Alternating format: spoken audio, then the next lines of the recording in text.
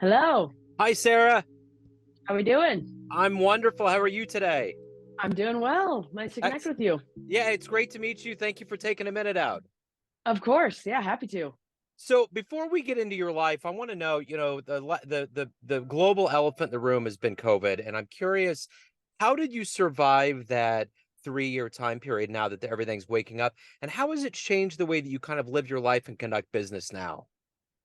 To be honest, we've worked for home for the last 10 years. And so, all of our clients have been virtual with marketing. You saw people scale back in terms of how they were spending money, but you also saw people invest in online presence more. And so, the biggest thing that I could say is how it's impacted my life is it's almost made virtual work a bit easier because people are now comfortable with the Zoom world, essentially, where they weren't as before. Yeah, and I think that's been one of the nice byproducts of this is that, I mean, especially with like things that are, with medicine and therapies and all of that, is that you don't have to get into a car, drive all the way to it and all Yeah. of that. I mean, but there's a lot of things that I think we can get done by using technology versus having to do it in person. But the irony is that we realized over this time period that we need people more than ever. Yeah. Yeah, Yeah. absolutely. And we all another thing I noticed too is we certify marketing consultants, coaches, agencies. And there was also a group of people that, were like, okay, I don't want to be in this corporate position.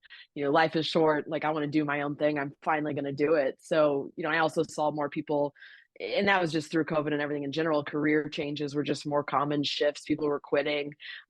So we actually saw a little bit of growth in that community because people were ready to take the jump and focus on what they're passionate about ultimately.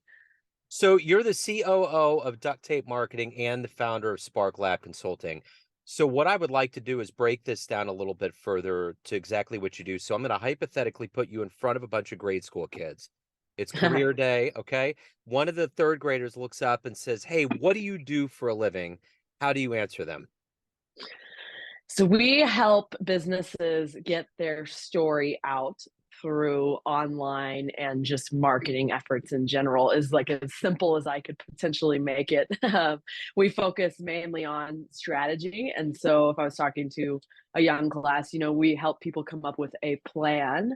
And so they can get in front of the right clients with the right story, essentially, in a very, very simplified version. Which is essential. I mean, you can have the best thing in the world going, but if you don't actually get it out there, it's no one's going to see it. I remember I have a couple teenagers at home, and one of them asked me the other day, why does McDonald's or these other places have to market all the time and do advertising? Because it's a continual push. They want that in your mind all the time. So that's what you want.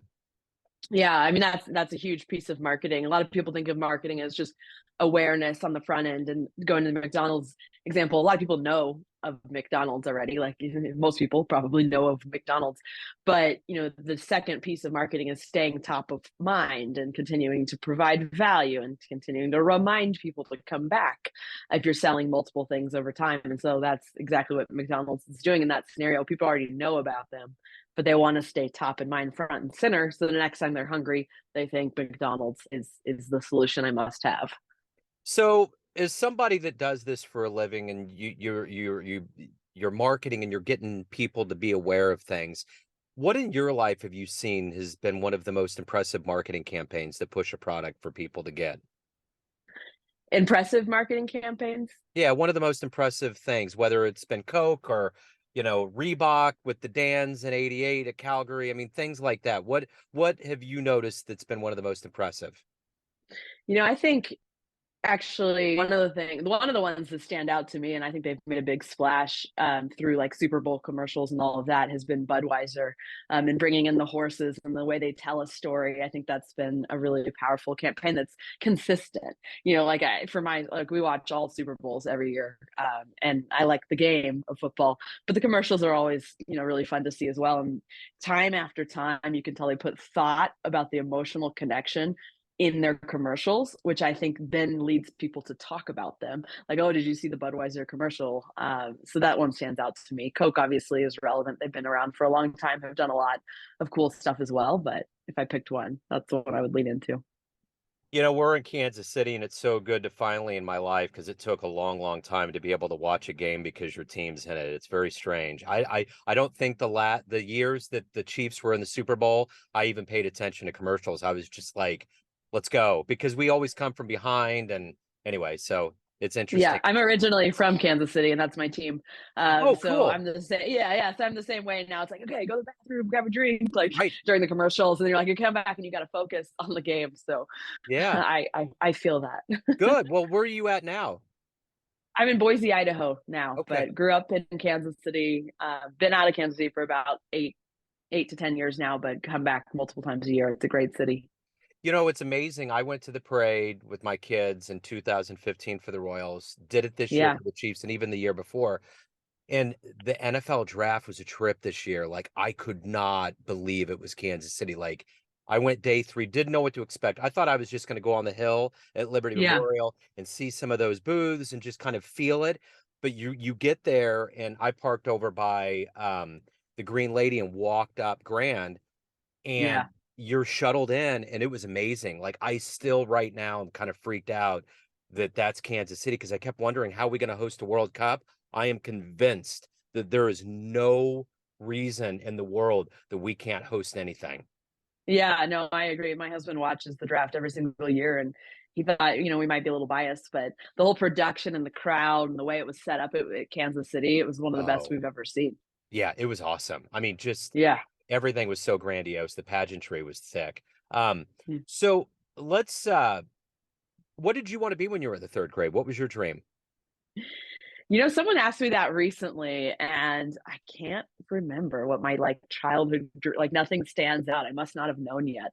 And even through college, I was a psychology major, still kind of figuring out like what I wanted to do. Would I do anything with psychology? It took me a little while to figure out. And then after college, I actually went and traveled. I backpacked South America for about 4 months and was a ski bum for about 6 months in Yeah. Breckenridge, Colorado. And that time, like, finally helped me clarify, like, going into marketing is something that I was interested in pursuing. And I actually started at duct tape marketing about 13 years now, and I was an intern. And so have just been at the company for 13 years, have moved up along the way, and am absolutely very passionate about what we do today. So let's get back to the beginnings. You mentioned Kansas City. Tell me about where you were born and raised and some of the seeds that, obviously grew later in you to get into marketing and branding and what you're doing now. But what happened early on and kind of how did that become who you are today? Yeah, so we're from, Kansas City. We lived in the Brookside area Okay. growing up. Went to St. Teresa's for high school and all that. But Yeah. I my father owns Duct Tape Marketing, the company that I work for, and so I've seen marketing my whole entire life. He's owned it for 30 years now, and so growing up, like, we always heard of duct tape marketing and owning a small business, and saw how passionate he was and what he did. And so, you know, that made a big impact on me early on. Also, I saw him being able to run a successful business and also come to our sporting events and be there for us as kids. And so that inspired me as well. It's always been an important piece of my story is, I work really hard in work, but I have two young daughters myself. And so at 5 p.m., I try to shut down all of work and I try to be fully present for them. And I try to make all of their events and I try to be there for it. And I think the entrepreneur life allows you to have that flexibility a bit more, which is really important to me.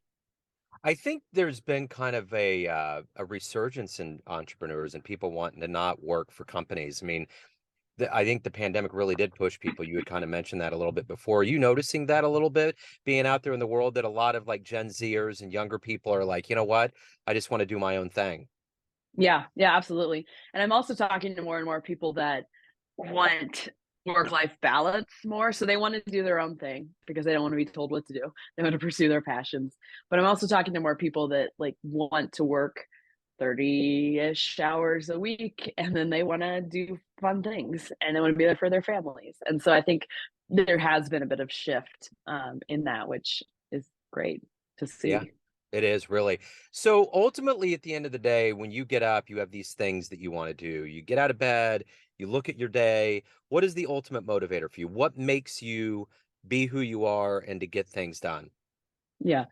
I have a lot of like self drive and discipline. We've taken an assessment recently, one of those personality assessments, and I'm just a hard worker essentially. So a lot of it is the things that I've kind of mentioned earlier. It's the being able to have that work life balance, being able to travel the world with our kids, being able to make an impact in small businesses' lives. We work with small businesses by choice. And so marketing is a big investment to them that can make or break their businesses in some cases. And so being able to work really hard for those people and seeing their success drives me as well. But it's definitely a combination of helping the people we serve and then helping my family do fun things on top of Yeah, it. good, good. That sounds almost kind of like the Gen X philosophy, which was the kind of the way I remember. Oh man, who wrote the book? Anyway, a real shift in that generation to want to like travel and to get out and not be stuck in that rat race, so to speak, you know. Yeah. Yeah, So and traveling's always been a passion of mine. I've been traveling for a long time, and so I want to do that with my kids, and I want them to grow that passion and see the world. yeah, We live in Boise, Idaho. It's a pretty, sheltered, smaller city, and uh-huh. so I don't want them to think this is life. Like there's Yeah, so much more out there. absolutely. So when you get to the end of that proverbial day, how do you look back and quantify and say that was a good day? So I'm an operations person. That's how my mind works. I'm very system process oriented. And so I use a project management tool called Monday.com, and I map out my whole entire day there in terms of like what are my priorities every single day. And so I could look right now at it and it literally has like my next 2 weeks mapped out there. And so that's what helps me stay focused because I'm putting stuff in there that's important, that's going to move the needle, that's working towards our longer term goals, essentially. But then I also stick to my calendar very closely as well. And so, I have all of obviously meetings mapped out on my calendar, but I also put in time for like I walk every day for 30 minutes, usually around lunch, and that helps me just work longer and have mental clarity. And I also work out. And so I have those things in my day as well, just so like I can work really hard while I'm here at my desk. But then I also can take a break and walk away because I think that allows you to continue to stay focused. But definitely mapping out the priorities in a project management tool. Like I live by that. I joke if that went down and stopped working, I'd like be like, what am I supposed to do today? I don't know anymore. Yep. But that helps you stay focused because there's a lot of shiny objects. There's a lot of things to be done. There's a lot of distractions out there. So I think thoughtfully mapping out your weeks helps you get the right things done. Absolutely. So, of all the things that you've done in your life, we accumulate wisdom. If you were to have a dream tonight, run into a much younger version of yourself, and you could give that version of you a piece of advice based on the wisdom you've gained in your life up to this point, what would you tell that young version? I would say you can't please everyone. And so we work really hard and I put a lot of pressure on myself. Like if someone has a bad experience or a bad comment or a bad, whatever, it really drags me down. But sometimes there's just people that aren't a good fit that you can't please, that you shouldn't be trying to please.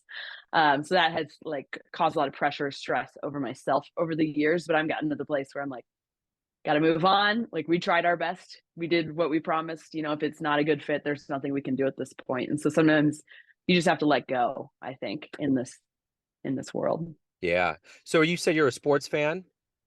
Yes. Okay. So let's say you could get into a time machine and go back and see any sporting event, be there live. Where are you going? I would Chiefs are definitely our team, so I would probably go to one of the Super Bowls we've won recently, Yeah. and be there live. I can't. We're big fans, but I can't talk myself into buying a ticket to a Super Bowl because they're so Yeah. expensive. Yeah. But if I could go and I could travel there, I Yeah. absolutely would choose that. Yeah, there was a kid that came on stage. We got there at the very end and they were doing we got to see the final pick, which I didn't realize was a big deal. They have a jersey and I can't remember what the term for it. But anyways, the Chiefs had one more pick and they brought a kid Yeah. up with his grandpa and they gave him tickets to the Super Bowl Oh this year. wow. So Wow. whatever happens, he's going. Amazing. Yeah, so it was pretty cool. So of all of the things that you've done in your life up to this point, what are you the proudest of? I'm proud of the fact that going back to the business side of things, and then I can talk about a personal one, but like the business side of things, the fact that we've grown how we have at Duct Tape Marketing, and the fact that I've been working so closely with my father for so many years, and he's at the point where he's out of the day-to-day operations now, and he's doing things that he's passionate about. And so he's able to, podcast and speak and woodwork when he wants to. And so the fact that I've been able to help continue to grow revenue and size and team for the company, but allow him also at the same time to take a step back from the day to day has been really awesome. It's taken a long time to get there, but we're there now, Yeah. which is great. And then I have two daughters, so I got to throw they're definitely my proudest accomplishments in life because they're wonderful, exciting kids, and they keep me on my toes. So everyone out there has a perception of you. You have all these different roles that you play in life, family, friends, clients, colleagues, but ultimately you live your life. What's your perception of you? Who do you think you are? In terms of personality, or just in terms of like In overall? general, I mean, everybody Yeah, everybody that meets you has this idea of who they think you are, but you yeah, ultimately are the driving force behind the entirety of who you are. So yeah. what's your perception? Who do you think you are? I think, I kind of talked about this earlier, but just going back to, I'm very focused. I'm a very hard worker. I'm passionate about certain things, and I go all in on them. Right on. So, the one thing that's big in our lives are, moments with art and writing and all of that. What was the book for you growing up that really was huge that maybe you revisit to this day? To be honest, it's funny. Like growing up, I read books that I was told to read in school. I wasn't super passionate about it. But now today, like I have a whole bookshelf over here that's all these books. You can kind of see it. And then I also up in my room by my bed, I have like six or seven that I'm reading currently. And so I'm like a huge reader now. But growing up, nothing like jumps out that really stands out because I didn't have that passion yet. It was almost like a Yeah, chore sure. more than anything because I was being told what to read. I think was part of it through school, and Yeah. so I didn't read a lot for fun. But now I read all business books all the time, and one that I just finished that I really liked is called, I think it's The Culture Code is what it's called. I can't remember. I think that's what it's called. But anyway, it was all about analyzing different groups of people and analyzing what makes culture strong in those different groups. But it was very interesting because the book analyzed like businesses, but also like sports teams and army groups of people in the army, and just looked at across all those groups what are the common themes. And it was just really intriguing reading those stories, but also thinking about like, can we bring those to our company as well? Yeah. That's interesting. So, Yeah. Sara, if anybody out there wants to learn more about you, anything pertaining to your world, where's the best place for them to go? Duct tape marketing is our core business. So it's just ducttapemarketing.com. But I'm also really active on LinkedIn as well. And so my name is just Sara Nay on LinkedIn. We can connect there. Excellent. Sara, this has been great. Thank you for opening up. Are you coming back to Kansas City? Do you come back that often? Yeah, we're probably going to come back in the fall Oh, next. cool. Yeah, excellent. When's the last time you've been here?